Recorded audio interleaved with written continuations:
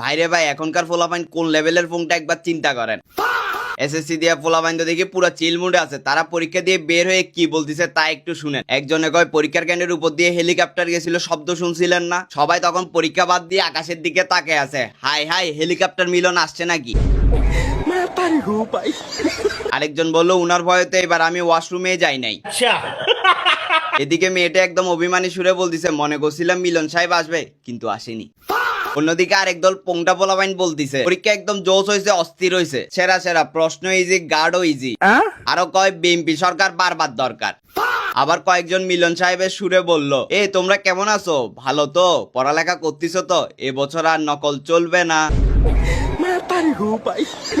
বিশ্বাস করেন আমি এদের হাসি খুশি চেহারা দেখে মজা পাইতেছি। শুধু একটাই কথা বলি, হাইসানে হাইসানে, আর যেদিন ধরা দিবে সেদিন কানবি।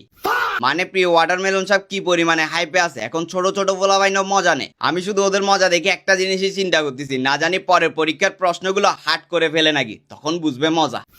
দেখেন এদের কথা শুনে কালকে থেকে পরীক্ষার হলে মিলন সাহেব নিজে এসে গার্ড দিবে।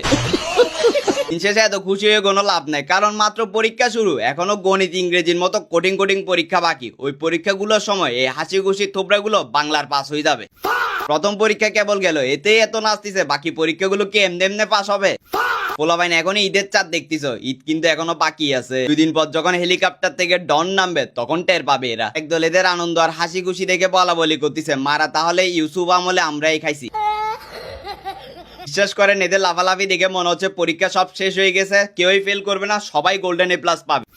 মিলন সাহেব যে আসলে কি জিনিস তোমরা বাচ্চারা এখনো বুঝো নাই। আর এই ভিডিওগুলো যদি শিক্ষামন্ত্রী দেখে, আমি নিশ্চিত উনার রাতের ঘুম হারাম হয়ে যাবে।